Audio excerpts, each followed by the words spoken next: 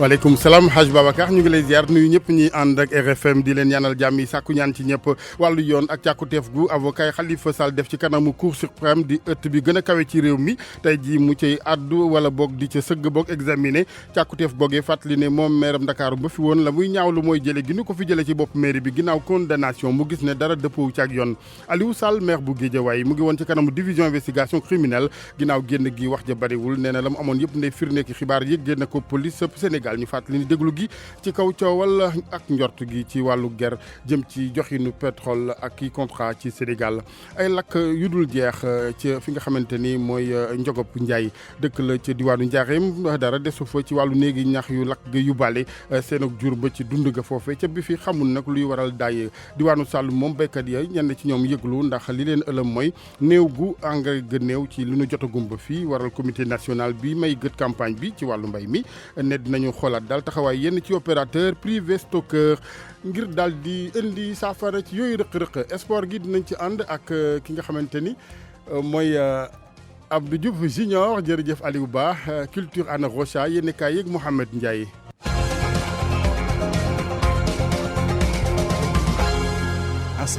Njogop Njaay la ñuy wutal di dëkk ba ci diwaanu Njaareem foofee nag li leen ëlëm daal mooy ay lakk yoo xamante ne xamuñu fu muy bawoo di yóbbaale nag ay néegi ñax ki seen wàllum sàq yaak jur ga ay kër di ci yàqu naka noonu ca ba fii xamuñu lu waral yooyu lakk ñu ngi sàkku taxawu ci kilifay gox ba Njaareem Babacar Diouf. néeg yi lakk benn par benn li ca nekkoon lépp di lakkaale. Njogop Njaay di dëkk boo xam ne ni mu ngi nekk ci commune Ndank Seen askan wa jàqal la ñu def Suka Diop mooy wax ci seen tur. benn situation la bu yéeme bu nga xam ne si depuis presque 2 ans mais bii ci gën a yéeme mooy fii weeru koor bi ba léegi ñi ngi gis benn lakk benn tàkk bu nga xam si dafay am tàkk-tàkk bi nag ñun xamuñu lan moo koy indi. dégâts yi bari na ci dëkk bi nga xamante ni mu ngi nekk ci département bu Diourbel benn bébé sax ñàkkoon na ci bakkanam. fii loolu gis nañ fi lu mat juróom-ñetti kër yoo xam ne si affaire bi daf leen di affecté lu mat fanweeri nekk ak ñett loo xam ne si lakk na ba jeex lu mat aussi ay néeg yi nga xam ne si néeg yu tabax la fukk ak ñett yoo xam ne si lakk na li koy lakk nag kenn xamagu ko ba tax ñoom fu nekk ñu ngi fay dugal seen loxo di woo maa mën wante ba léegi dara. population yi organisé wu nañ de sorte que indi nañ fi ay ñaankat képp ku xam rek dem nañ fa bu ñu fa demee aussi toujours affaire bi day pressé léegi bi ñuy wax ak yéen nii rek y a de cela 1 heure de temps am na benn néeg bu nga xam si dafa lakk complètement lakk ba jeex te buy lakkit aussi maanaam bu kenn mënu ko fay. ci Njogop Njaay borom kër bu ne su xëyee lenn rek lay def toog ci buntu kër gi di xaar mu tàkk mu fay. suñu bopp si parce que tey kenn koo gis rek mi ngi toog ci biir buntu këram yor si woo ndox à chaque fois rek mën na déclaré wu donc loolu la ñuy def kenn ku nekk yaa ngi toog di veiller boo gisee lu saxaat wala boo gisee kii nit ñi mobilisé wu déplacé kii à part ça amul lenn bay tey sap. li waa Njogop di laaj du leen lu dut ndimbalu nguur gi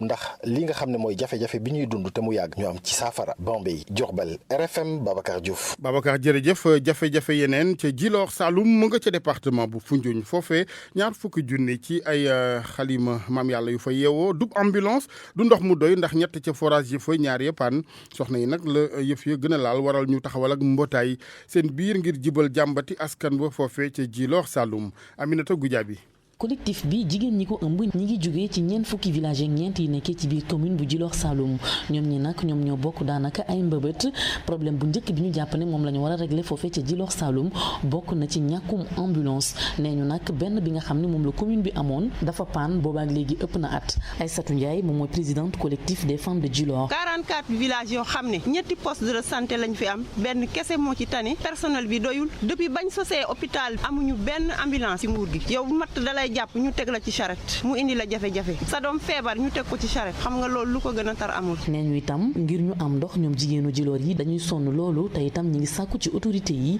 ñu gën a yokk niveau d'électrification bi foofee ca Djilor. ñu ngi am ñetti forage ñaari forage yi dañoo paat depuis ñaar fukki at yoo xam ne doxuñu benn forage rek moo ciy fonctionné te boobu sa dafa tane ndox mi neexut guddeeg bëccëg jigéen ñaa ngi ci teen yi di buuxante ci goxu Djilor bi ñeent fukki dëkk ak ñeent juróomi dëkk kese ñoo ci am courant ñun jigéen ñi dañuy transformé muy yàqu. ci Djilor Saloum nag boo fa demee jigéen ñi ñu ci ëpp dañuy yëngu ci wàllu mbay wala sax ci wàllu sàmm waaye nag seen suuf su bëri fi mu ne nii ñàkk nañ ko ndax xorom si nga xam ne moom mooy avancé saa su nekk Aïssatou Ndiaye. mbéyu ceeb bi tan bi moo yàq àll bi dañ doon wàcce ay toni ton waaye ton yooyu yëpp mënatuñ ko am. ñoom ñi nag seen doléance yi ñu ngi koy def gannaaw ba ñu leen amalee lëlu ñaari fan boo xam ni dañ ci doon xoolaat politique yi nga xam ni moom la nguur gi tëral ngir jàppale jigéen ñi leen ko doon defal nag ñoo di waa association association pour la promotion de la femme di APROFES bi nekkee ci Djilor. Aminata Goudiaby Fatick RFM. jërëjëf Aminata ñu dem ca gox beneen ca Guet Ardo foofee li nga xamante ni nag mooy taxawaay gi mooy fexe ba mbalit du fa taxawaalu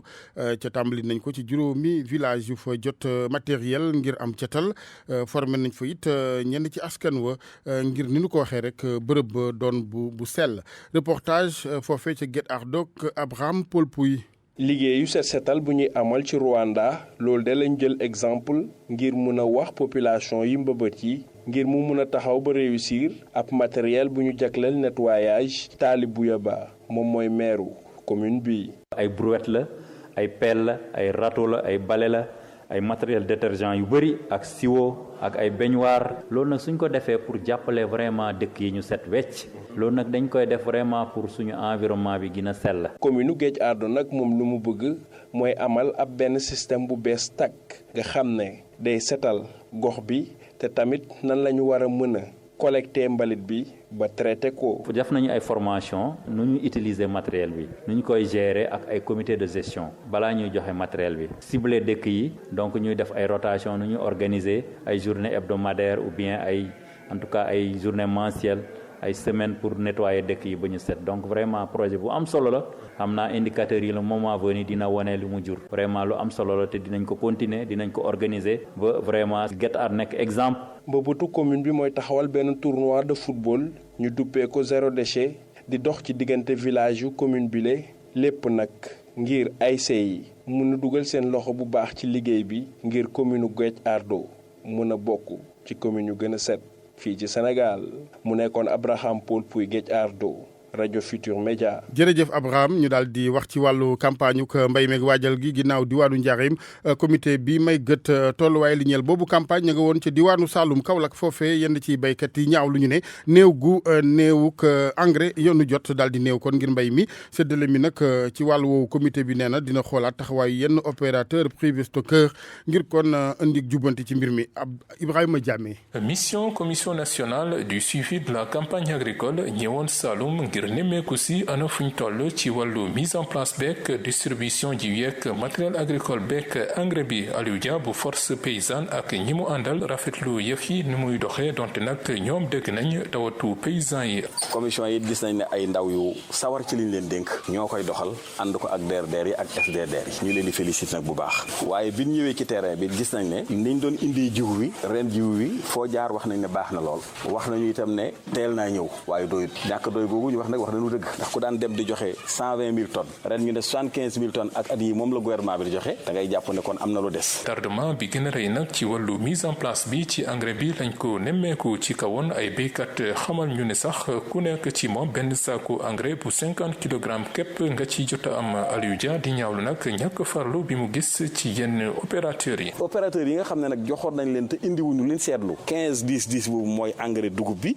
danañ dem ci semaine bii. kuñ ko ci joxoon te indiwuloo ko ci fan yu néew danañ la remplacer ak ku koy indi te buñ ci demee nag ba ëllëgit ñu seet opérateur yi nga xam ne dañ doon tardel réew mi ci lu mel noonu ñu teg leen fële ndax ñooñu tële nañ seet ñoo xam ne danañ ko teel a yóbbu. mission bi nag dem na ci kawoon dajeek commission de distribution bi dem Xelkom Biram dem ba ci Nioro fépp fu mu dem nag béykat yi ñaawlu nañu lii di yokku njëgu engrais bi ak jiw ji Ibrahima Diamé Kaolack rajo Futur Média. jërëjëf Ibrahima ba tey ci xibaar yi ñeel askanu Sénégal waa Médina Yoro Fula foofee dem fa jóge fa naka noonu dafa naqari lool ci wàllu kon enclavement gu gox ba dëkkee rawatina nawet bi yoon yu bon daanaka loolee Abdoulaye Diallo bégloowul askan wa.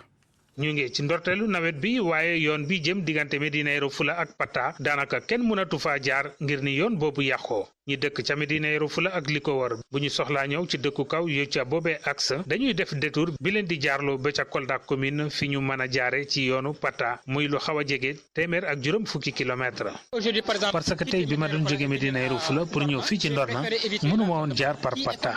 ndaxte yoonu Médina Yoro Fula Pata dafa bëri ay jafe-jafe ngir kàmb yu fa dul jeex ak dex yu bëri yi fa am ndox donte loolu am na quand même ay yoon yu baax moo waral ma jaaree ko Kulinto pour ñëw fii ci Ndorna Ndorna. pour venir à Ndorna. ay dex yu bëri ñoo traversé yoonu Pata Médina Yoro Fula liggéey boucle du Fuladu yi fa dooroon taxaw nañu. parce que c'était une zone qui était en construction avec la boucle du Fuladu. oui mais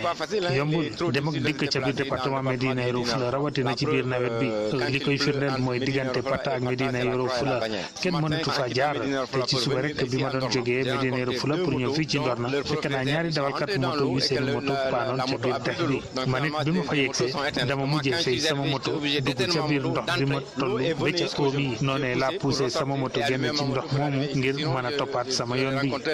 bi la yoon daanaka kenn du fa mën a jaar ci diiru nawet bi yépp muy doon ab jafe-jafe bi war a gàllankoor wàllu dem ak dikk askan wàcca boobee gox RFM Kolda Abdoulaye Diallo. RFM rajo askan wi.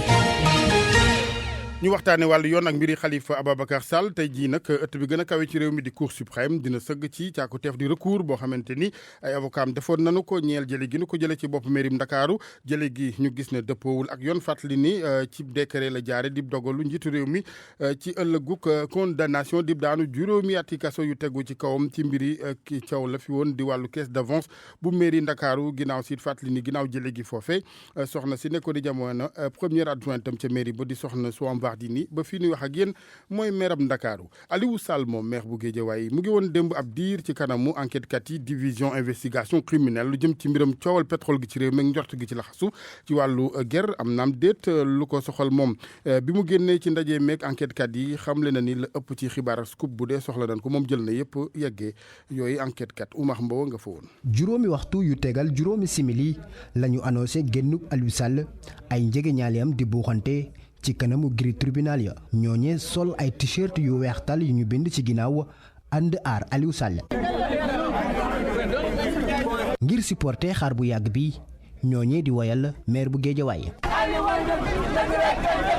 ngir aar ak sàmm rakku njiitu réew mi duñu tiit ci dara. Aliou lañu gëm Aliou lañu gëm te li tax ñu gëm ko moo ñu ko wan bu jëree dee dañuy dee. juróom waxtu ci ngoon yu tegal fanweer ak juróom benn simili ci la Aliou Sall génn ginnaaw fukki waxtu buñ ko dégloo moome sol ab grand boubou bu weex tàll kanam bu xaw a sonn maire bu Guédiawaye tàllal loxo ak di mu njegeñaaleem ñu teewlu kàddu Aliou Sall. man maa tànn ñëw fii 9h30 ci jamono yoo xamante ni 10h lañu ma convoqué woon jamono yi yàq naa ni 20h moo jot ndaw ñi jigéen ñi ak mag ñi des fi ngir xaar ma génn gënalu leen woon ñu seetaan match Sénégal ak Bénin bi ndax ñëw xool naka laa def maa ngi leen di wax ni maa ngi sant yàlla bu baax soulagement bu mag laa àndal ginnaaw ba ma waxee ak enquêteurs yi bépp xibaar bu ma yoroon jox naa ko ñii di juge yi maa ngi leen di jégalu nag yéen taskatu xibaar yi waaye awma leen lu ma leen di wax. la police donc il n'y a plus de scoop. jàkkaarloom ak journaliste yi daal di métti lool ay simili rek ci ginnaaw maire bu Guédiawaye di Aliou Sall daal di dugg si wotam bi ñuy dippee 88 jël yoonu Guédiawaye. RFM Sport. tàggat yaram ñu dalal Abdou Diouf Junior. jërë ngeen jëf ci déglu bi dal leen jàmm ci seen xibaaru tàggat yaram yi dañu koy door rek wàllu Coupe d'Afrique des Nations 2019 Sénégal dem na demi-finale ndax Madagascar lay daj wala Tunisie tey jii ci ngoon lañ ci xam dara waaye démb gaynde yu Sénégal dañoo daan benn bal ci dara muy bii boo xam ne milieu terrain bii di Idrissa Gana Gueye moo ko dugal ci 69e minute bi ba tax na bii bi ba mu duggee ñëpp ci am mbégte. Cheikh Tidiane Diagne seetaan na match bi ca stade bu 30 juin bu Caire ñu déglu ko. ab jokkalante daal di am ci diggante Mbaye Niang ak Sadio Mané boobu ñu ngi toll ci fukkeelu minute beeg ñaar bi waaye góolu Bénin bi daal di arrêté tir bi ci googule minute sax la Alfred Gomis di góolu Sénégal daal di laal bal bu njëkk ba match bi doo rek loolu ci minute yooyu la ñoom itam tàmmalee wane seen bopp waaye génn goo nga xamante ne génn nañ ko tax na Sénégal di teg ay contre attaque ba tax na sax ab cafouillage bu mag a mag daal di am ci simili gu mucc laata ñuy dem mi-temps daanaka attaquant sénégalais ku ci nekk jëm ngaa dóor waaye saa yoo dóoree di nga gis benn béninois bu naaw daal di teg tànkam contre ko ñaari équipe nag ci mi-temps bi daal di mujjee 0 but partout ba ñu demee nag ba ñëw waa benn ñoom ñoo njëkk a wane seen bopp gannaaw petit pont bi nga xam te ne def nañ ko ci Kalidou Koulibaly Poté di kenn ci seen attaquant daal di dóor bal bi waaye dafa daal di raté frappam VAR bi nag nga xamante ne guléet ñu indi ko ci Coupe d'Afrique des Nations à la 53e minute de jeu da daal di kon bokk intervenir daal di gàntal but bi nga xamante ne Sadio Mané dugaloon na ko ba match bi demee ba am waxtu Mbaye Niang daal di génn Mbaye Diagne moo daal di jël place am Diatta itam daal di jël place Diao Baldé Keita waaye nag Sénégal xaw naa rëcc ndax góol bi nga xamante ni moo di Gomis am na benn bal bi nga xamante ni da ko doon passe waaye bal bi raam na ba mel ni kuy waaju dugg finalement daal di jàll corner combinaison bu dox ci diggante Sadio Mané ak Idrissa Gana Gueye daal di jubal ca camp Bénin dugal bitu Sénégal 73e minute de jeu c'est ça Sadio Mané itam daal di dugalaat beneen but waaye arbitre bi dafa ni que Sadio dafa dugg hors jeu waaye Sénégal def kéem kàttanam ngir fexe kon boog nu mu dugalee ñaareel but ba Idrissa Gana Gueye mi nga xam te moom moo jotoon dugal bitu Sénégal bu njëkk ci gi la jongante daal di song défense adverse bi dem bay waaju dóor défense Bénin bi di Verdon daal di ko tacler ca saa nag arbitre bi daal di ko jox carton rouge boobu ñu ngi toll ci 87e minute de jeu waaye fekk na yëf ya weesu na ndax Sénégal jot naa dugal bit bi nga xamante ni moo ko permettre mu daal di ñëw ci demi-finale ni mu ko defee woon ci atum 2006 fii la woon sax ci Caire Cheikh Tidiane Diagne fii nii ci Caire pour la radio Futur Média. Cheikh Tidiane Diagne Idrissa Gana Gueye la ñu tàbb mu doon joueur bu gën a xarañ ci boobu la jongante muy ñaareel bi yoon mu koy am ci bile Coupe d'Afrique des Nations 2019 di ngeen ko mën a déglu moom Idrissa Gana Gueye ci suñu yeneen jeetaayu xibaar. Aliou Cissé la mu doon xaar ci digganteem ak Bénin moo di jongante bu méttee métti noonee la demee démb ndax doomu Bénin yi nee na moom Aliou Cissé ñoom suñu jàppee duñu bàyyi benn yoon looloo tax kon score bi mujj la yaatu dañu koy déglu moom Aliou Cissé ak kenn ci ndaw yi ñu yebal foofee ca Caire di Cheikh Tidiane Diagne. Nous sommes très heureux de cette victoire. kontaan nañ lool ci ndam li xamoon nañ ni équipe bu Bénin dina nakare footballal gis nañ ko digganteem ak Ghana Maroc Cameroun te équipe yooyu ay équipe yu mag lañ fii ci Afrique kon dañ doon xaar rek match bu metti amoon nañu occasion yu bëri dugaluñu ko waaye mujjee nañu dugal gis naa ni gaynde yi duñu bàyyi te loolu mentalité bu baax la maa ngi félicité kii di Michel ngir liggéey bi nga xamante ni mi ngi koy def ak Bénin doon naa ko wax ni ñoom ñu nakaree footballal lañu dañ doon xaar match bu metti ak benn score di benn bal ci dara waaye ñi ngi doon xaar itamit li di prolongation kon ñun waajaloon nañ suñu bopp ci lépp. On s'était préparé à toute éventualité. gaynde yu Sénégal bég bay doori pocc la ñu def démb gannaaw bi nga xam ne am nañu ndam loo xam ne ñu ngi doon daw si ginnaawam 2006 ba léegi yàgguñu demi-finale dañ leen di déglu ci reportage bu Soda Thiam. joueurs yi ànd nañoo ko mbégte gannaaw ba ñu qualifié jëm ci demi-finale yi ka cay njëkk a àddoo seen capitaine di Cheikhou Kouyaté. on est content mais bon. kontaan nañu waaye liggéey bi des na dinañ noppalu bu baax a baax ngir waajal lii di demi-finale yi comme ni ko entraîneur bi sàkk woon rek noonu lañ ko defee ànd ak dal ndax lépp mënoon naa am waaye yàlla dimbali nañu ba Idrissa Gana dugal na. benn but képp la Sénégal daal di am ngir mën a àgg ci demi-finale yi gannaaw fukki at ak ñett yi nga xamante ni toog nañ ko demuñu fa kafa jaar nag moo di Idrissa Gana Gueye mu koy rafetlu. fierté comme vous l'avez dit. fierté la ñu àndal ndax bu yàgg Sénégal demul ci demi-finale yi équipe bi def na ko ñun gëm nañ suñu bopp ñu ngi liggéey bu baax fale ñu concentré wu ci ndorteelu ba ci njeexital yi te loolu la ñu def ànd nañu ak mbégte si lu ñu gagné. un match facile aujourd'hui on est content de gagner ce match là. VAR bi tey jii nekkul woon ci faveur Sadio Mané waaye moom nee na but bi nga xamante ni dugal na ko te ñu bañal ko loolu amul dara lu mu yàq ci matcham te sax la ca gën a neex moo di mbëbët gën doon wut ci gi la jongante antu na. ça n'a pas été l'un de nos meilleurs matchs mais je pense. bon match bi tey nekkuloon match boo xam ne gënal nañu mais li ci gën a am solo rek mooy li ñu qualifié demi-finale mérité woon nañu nag loolu quoi kontaan nañ ñun ñëpp a kontaan man nag mosuma am ay jafe-jafe ak VAR bi tey faraloo nag ñu na yaakaar naa ne beneen yoon du demee noonu. mais le VAR va de notre côté donc tamit. kon ci noonee nag gaynde yi wadduñu benn yoon ci kàmb ga nga xamante ni moom la leen écurie yi gasaloon ca noonee kon nañu daal di dem ci demi-finale yi mu ne woon Soda Thiam fii ci Le Caire ngir radio Futur Média. Soda Thiam kii tàggat guney Bénin nee na mbégte la am ci taxawaay bi nga xam ne wane nañ ko ci Coupe d'Afrique des Nations moom Michel Ducier nag nee na dina mën a sukkandiku ci li nga xam ne def nañ ko ngir mën a waajal compétition yi nga xam ne moom la ñu dëgmal. Nigéria dem na demi-finale gannaaw bi mu daanee moom tamit Afrique du Sud ñaari bal ci benn Côte d'Ivoire tey jii ci ngoon bu 16h jotee lay dajek waa Algérie kii daan ci ñoom ñaar nag dina dem ca demi-finale ya daal di fay fekki Nigéria Madagascar Tunisie 19h lay doon kenn kii daan ci ñoom ñaar moom mooy fekk ji Sénégal ca demi-finale bu Coupe d'Afrique des Nations 2019 fii la ñuy yem ak yéen ci seen xibaaru tàggat yaram yi jërë ngeen jëf ci déglu bi. Abdou Diouf si ñaax ñu ngi lay jaajëfal dalal Anna Rocha ci wàllu culture. maa ngi leen di nuyu mbokk yi ajuma ji ñu dëgmal dinañ amal avant-première film documentaire bi ñu tuddee le calvaire des migrants bi nga xamante ne Khadim Ndiaye moo ko def moom mi nekk technicien ca TFM bu weesoo téere bi Adama Doucouré siwal ci fan yi moom it Khadim Ndiaye mu ngi nettali jaar-jaaru jafe-jafe yi nga xamante ne moom la ndaw africain yi di jànkonteel ci waaxu Méditerranée gi ñu déglu ko moom Khadim Ndiaye ci micro Ndate Diop. film bi pour def dara loo xam ne mën nañ ci sukkandiku ngir sensibiliser suñu ay jeunes wan leen ne leen bu ñu leen waxee ne leen tukki jaaree ko ci géej gi wala tukki jaaree ko Libi ci suuf si yomb na dañ leen di nax parce que tout simplement dafa nekk aventure boo xam ne aventure sax laa koy tuddee dem jël ay risques yoo xam ne dafay impliquer seen famille ci biir risques yooyu ñoom ñu jël ndax da nga cey gis kenn koo xam ne dafay dem Libi ñu jàpp ko en otage jox ko téléphone di ko torturer muy yuuxu muy woote ci famille di naan ñu ngi koy torturer ñu ngi koy masse courant ñu ngi koy def lu kenn xamul pour seen waa kër jël xaalis di ko yónnee te yónnee boobu ngay yónnee pour une première fois du garantie que ne waa ji dañ koy bàyyi maanaam dama jël ay nit ñoo xam ne dañu dem sur le terrain ñoo xam ne dañu vivre ay histoire ñoom ñu ñëw toog ci film bi raconté ko. projection film bi kon dañu ko amal ni ki ëllëg li ko dalee 4 waxtu ci ngoon fële ca WARC dina ci topp ab waxtaan ci lu jëm ci wàllu migration jamono yooyu ca diwaanu Thiès benn groupe jigéen ñu sokkee ko Morolan ñoom ñu ngi fexe ba kàllaama séeréer gi di ndut mu bañ a réer loolee jaarale ko sax ci ab woy boo xamante ne dañ ci sargal jigéen yi. dañ ciy sargal jigéen ñi Cheikh Anta Diop moo daje ak ñoom.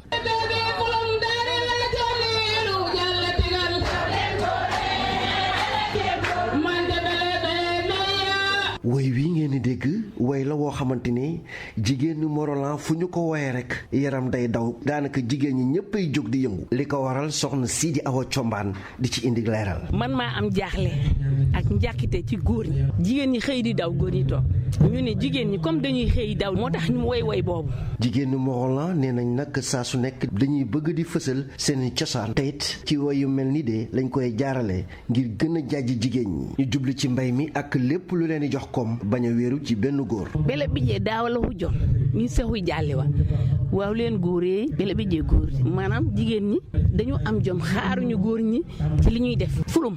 ak Morolan yëpp 18 villages yi pour ñu mën a gis suñu bopp. di ay woy yoo xamante ne daañu ko yëkkati saa su jigéen ñi daje nag ci pénc mi wala ci yenn xew yi. jërëjëf Cheikh Anta di leen jaajëfal yéen it mbokk yi ci déglu bi dig daje ëllëg incha allah ci beneen chronique culture ci RFM.